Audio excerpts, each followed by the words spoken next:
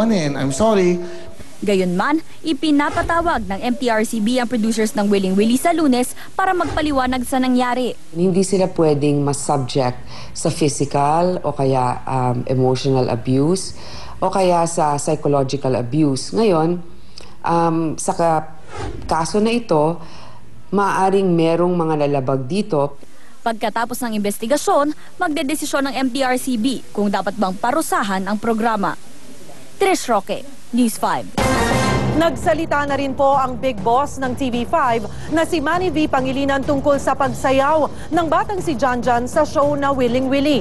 Sabi ni MVP, wala raw masamang balak ang TV5 o ang Willing Willie para sa bata. Hindi rin daw style at kultura ng Kapatid Network na makatapak sa ibang tao. Napanood daw ni Pangilinan ang video sa YouTube at siya mismo nakumbinsing masaya ang mga magulang sa ginawa ng bata. Pero diin ni MVP, tama lang na mag-sorry ang Kapatid Network at si Willie kung may mga tao mang na-offend dahil sa insidente. It didn't mean any harm to the kid. I mean, that's not our style. I don't think Willie will do that either. So, but if we have to say we're sorry, let's say we're sorry. And we're really, truly sorry if we offended some people, no?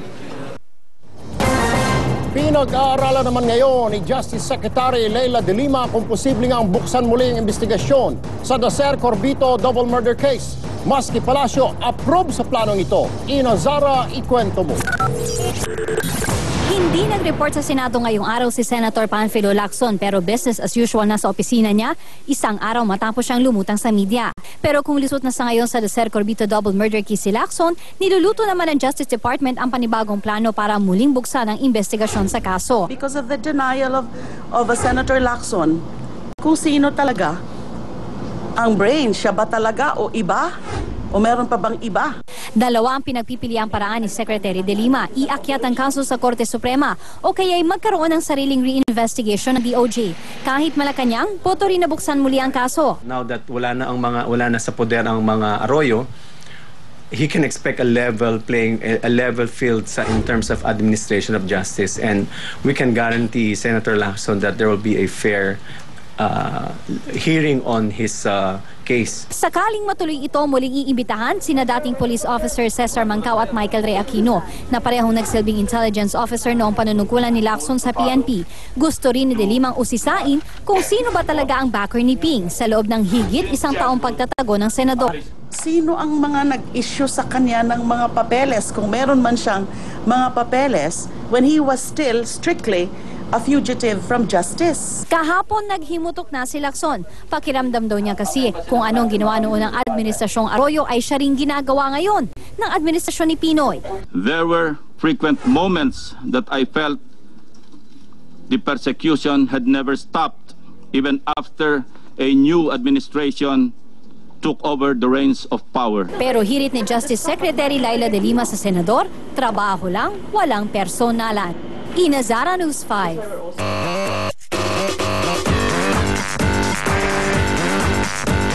Showbiz action ulit tayo. Inangalanan na ang awardee sa Women of Essence 2011 at kasama sa mga wagi ang kapatid nating si Ami Perez at ultimate celebrity talentado na si Shara Soto. Ikwento mo, Laila Chicadora. Sa pagtatapos ng National Women's Month, binigyang pugay ng isang bonggang makeup line ang mga kababaihang nagbibigay inspirasyon sa atin. Kabilang sa mga Women of Essence 2011 awardees, ang kapatid natin at host ng Face to Face na si Ami Perez at ang ultimate celebrity talentado na si Shara Soto. Inawardan din ang celebrity moms na si Gladys Reyes at Janice de Belen, pati ang binibining Pilipinas Miss International 2010 na si Krista Kleiner.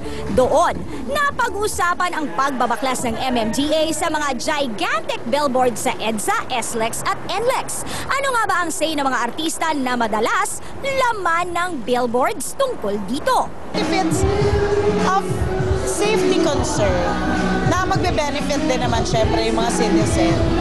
Wala magagawa. Safety first. Alam naman natin, kailangan ng artista yon dahil trabaho, kailangan ng mga produkto yon, mga advertisers, hindi ba? Sana hanapan lang natin siya ng tamang lugar na magiging safe para sa lahat.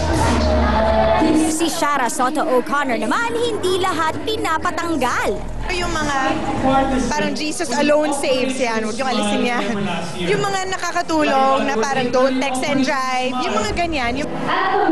May request din si Binibining Pilipinas International Krista Kleiner. Paano yun? Wala pa akong billboard sa EDSA. Wag muna, antayin mo muna.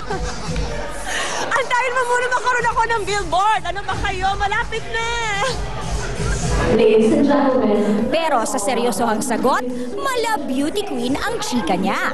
The billboards of EDSA to me is like an attraction of the world. And that's the Philippines. That's part of us. So yeah, sayang then because it's become a trademark. But sila, if they think that it's really worth it, who am I to say na wag, diba? At yan ang latest action sa Showbiz! Laila Chikadora, News 5. Congratulations po sa mga nanalo. Mga Women Essence of 2011. Kaya siguro medyo matagal-tagal pa yung dalawa. Matapagal. 2020. Ganun. Pwede naman. Bakit wag? Ay, kaganda nga yung prestigyoso yung award. Hindi, wag naman in 20 years. Masama na. Lola na ako. Masama na itsura niyo noon. Diba? Anyway, yan po isang oras na mga aksyong balita. Mga balitang pundasyon ng matalinong opinyon at konkretong solusyon. Dahil higit sa balita, aksyon. Susunod na po sa Action TV ang andar ng mga balita at dito naman sa TV5, Willing Willy na.